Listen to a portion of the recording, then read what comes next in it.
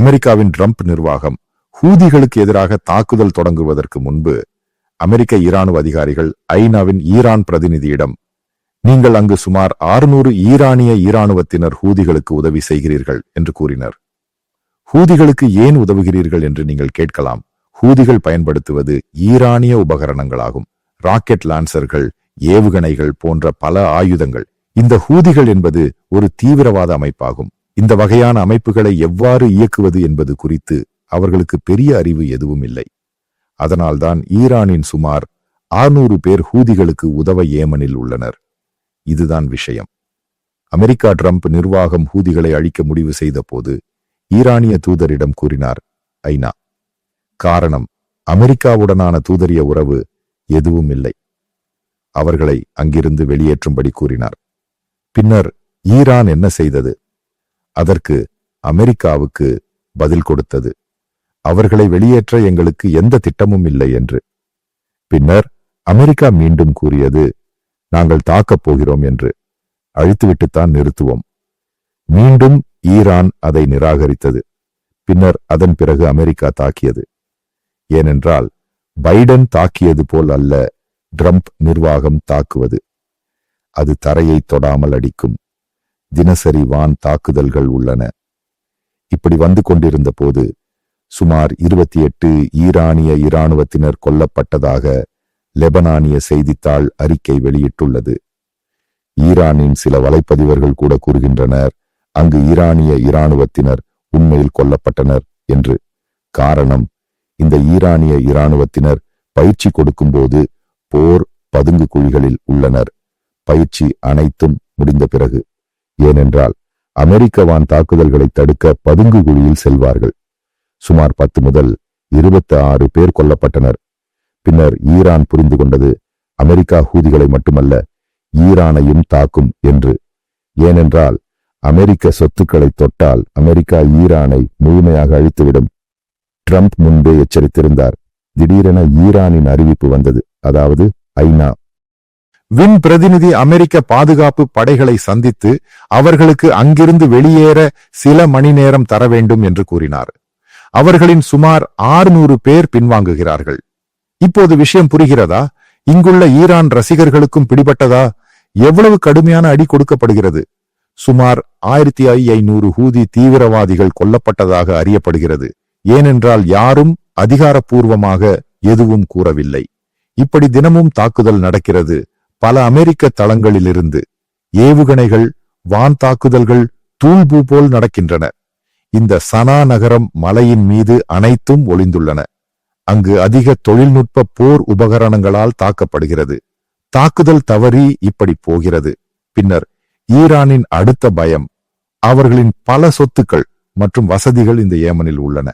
என்றால் எத்தனை வருடங்களாக இவர்கள் பயிற்சி அளித்து வருகிறார்கள் என்றால் இதை பயன்படுத்தித்தான் சவுதி அரேபியா, UAE இவர்களை எல்லாம் தாக்கியது. ஈரானிய ஈரானுவம் பின்னால் நிற்கும். அதாவது சொல்லிக் கொடுப்போம். இப்போது உக்ரைன் தாக்குவது ரஷ்யாவை அல்லது ரஷ்யாவின் தாக்குதலை உக்ரைன் தடுக்கிறது. உக்ரைன் என்பது ஒரு தொழில்முறை ஈரானுவம் அல்ல, திடீரென உருவாக்கப்பட்ட ஒன்று. அவர்களுக்கெல்லாம் அமெரிக்க உபகரணங்கள் தான் கொடுக்கப்பட்டுள்ளன. தொலைத்தொடர்பு, ராடார் எதுவாக இருந்தாலும்.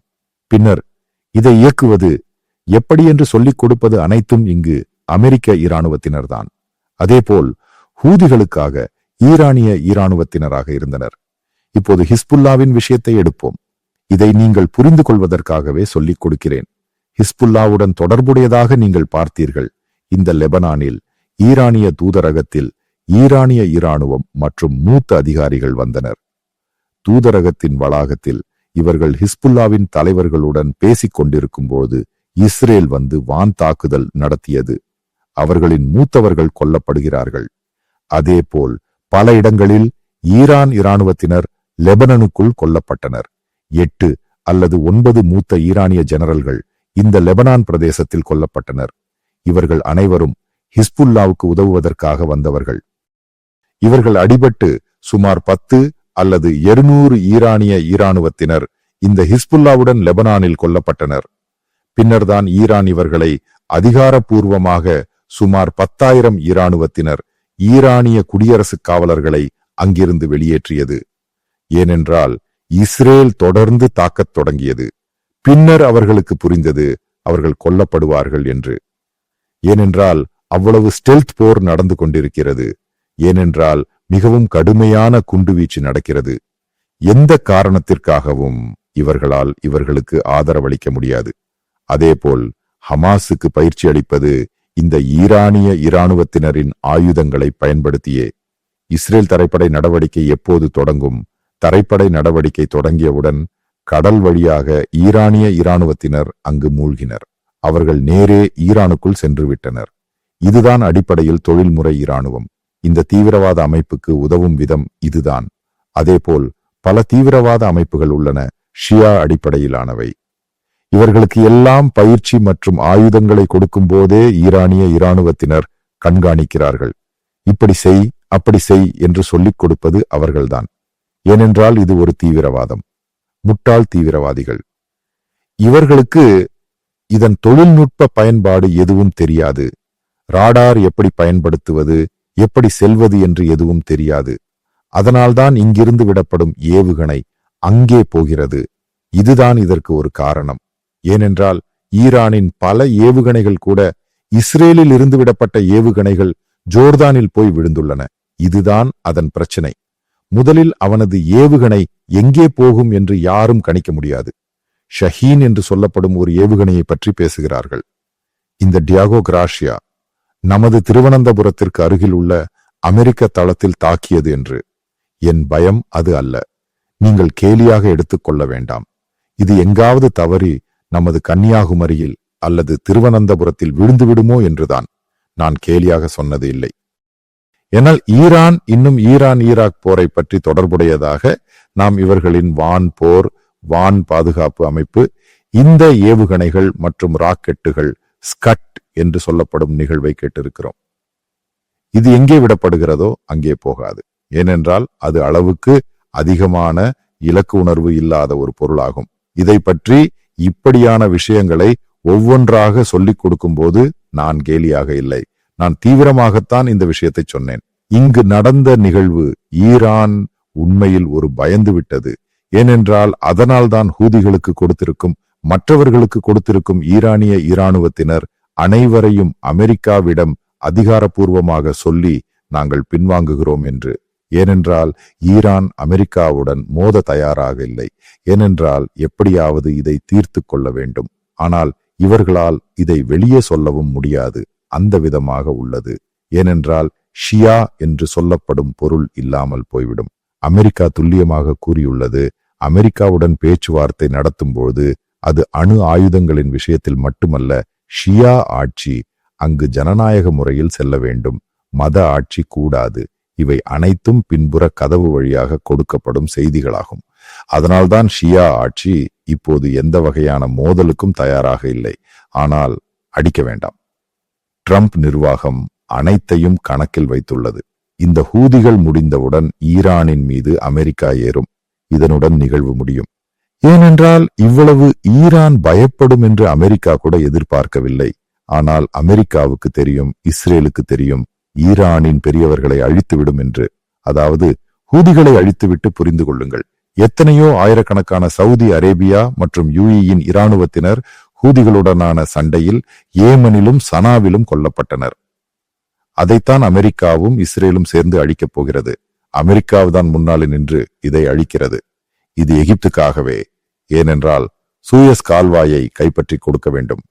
இந்த காசாவில் உள்ளவர்களை அனைவரையும் அங்கே கொண்டு செல்லலாம். இதுதான் புவியியல் அரசியலில் மிகவும் தந்திரோபாயமான மூலோபாய மோதலின் உள்ளே கடைசியாக கொண்டு வரப்படும் நிகழ்வு. யாருக்காக செய்கிறார்கள்? எகிப்துக்காக செய்கிறார்கள். பணம் யார் செலவழிக்கிறார்கள்? அமெரிக்கா செலவழிக்கிறது. ஏனென்றால் ஹூதியை அழிக்க அமெரிக்காவ்தான் நிதியளிக்கிறது. அமெரிக்காவ்தான் ஆயுதங்கள் அனைத்தையும் பயன்படுத்துகிறது.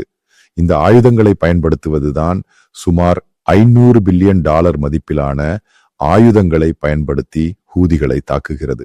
நான் ஒரு ஆரம்ப பட்ஜெட் சொன்னேன். யாருக்காக அது செலவழிக்கப்படுகிறது? அந்த பகுதியில் மேலும் எதையும் எஸ்கலேட் செய்யாமல் இருக்க, தீவிரவாதத்தை முழுமையாக நிறுத்துவதற்காக. யாருடைய உதவிக்காக? சவுதியின் உதவிக்காக, யுஏஇயின் உதவிக்காக, எகிப்தின் உதவிக்காக. நிச்சயமாக அமெரிக்கா இறுதியில் இதன் பில் கொடுக்கும். எகிப்து இவ்வளவு கொடுக்க வேண்டும், சவுதி இவ்வளவு கொடுக்க வேண்டும், யுஏஇ கொடுக்க வேண்டும் என்று சொல்லும். ஏனென்றால் இவர்களை அழித்தது நாங்கள்தான். ஈரானை நாங்கள் அழிக்கப் போகிறோம். எல்லாம் இறுதியில் இந்த நாடுகளின் மீது ஒரு பில் அமெரிக்கா வைக்கும். ஏனென்றால் உங்கள் கண்ணாகும். உக்ரைனில் ஒரு பில் வைத்தது போல் இந்த நாடுகளின் மீது ஒரு பில் வரும். ஏனென்றால் நீங்கள் புரிந்து கொள்ள வேண்டியது, இவர்களை அடக்குவதும் அழிப்பதும் இந்த நாடுகளுக்காகவே. நிச்சயமாக இஸ்ரேலுக்கும் ஒரு பில் கொடுக்கும். உனக்காகத்தான் நான் செய்தேன் என்றால் அமெரிக்கா என்பது ஒரு வியாபாரம். இவை அனைத்தையும் கணக்கிடும் போது புரிந்து கொள்ள வேண்டியது, இறுதியில் இதற்குள் ஒரு வியாபாரம் நடந்துவிட்டது. ஈரானும் அழிக்கப்பட்டு, லெபனனும் அழிக்கப்பட்டு, சிரியாவும் அழிக்கப்பட்டு, ஹூதிகளும் அழிக்கப்பட்டு, ஷியா தீவிரவாதிகளும் அழிக்கப்பட்டனர். அங்கு லாபம் ஈட்டும் நாடுகள் அமெரிக்காவுக்கு பில்லின் ரசீது கொடுக்க வேண்டும். அந்த அறிக்கையை வாசித்த பிறகுதான் நமக்கு இறுதியில் புரிகிறது, இந்த தீவிரவாதம் கொண்டு அழிவது இந்த தீவிரவாதம் மட்டுமல்ல, அதை ஆதரிப்பவர்களும் அழிகிறார்கள். அதை அழிக்க சில நாடுகள் முயற்சிக்கின்றன. ஏனென்றால் இதை அழிக்க தீவிரவாதிகள் அவர்கள் பெரிய அளவிலான தொகையையும் கொடுக்க வேண்டி வருகிறது. இவை அனைத்தையும் சேர்த்து வாசிக்கும் போது முட்டாள்கள் புரிந்து கொள்ள வேண்டியது, இறுதியில் யாருடைய பணம் போகிறது என்பதுதான். இந்த போர் வரும்போது இஸ்லாமிய நாடுகளின் பணம்தான் போகிறது. அவர்களுக்கு சமாதானம் வேண்டும். ஏனென்றால் அவர்கள் இப்படியே முன்னேற வேண்டும். ஏனென்றால் இந்த நாடுகள் அனைத்தும் வளர்ச்சி அடைந்தன. அதற்காக இஸ்லாமிய நாடுகளின் பணம் தான் போகிறது. யார் இதை உருவாக்கினார்கள்? இஸ்லாமிய நாடுகள். எதற்காக தீவிரவாதம்? உலகத்தில் யாருக்கும் தெரியாது. தானாக வெடித்து வானத்தில் போய் ஹூரிகளை பார்க்கப் போகிறார்கள். இவை அனைத்தையும் சேர்த்து வாசிக்கும் போது உங்களுக்கு புரியும், தீவிரவாதம் கொண்டு இறுதியில் நஷ்டம் ஏற்படுவது யாருக்கு என்பது. இஸ்லாமிய முஸ்லிம் நாடுகளுக்கே. இதுதானே நான் ஆரம்பத்தில் முதல் சொல்கிறேன். இன்று கேட்டு புரியாத உனக்கெல்லாம் காரணமான சிகிச்சையின் தேவை உள்ளது.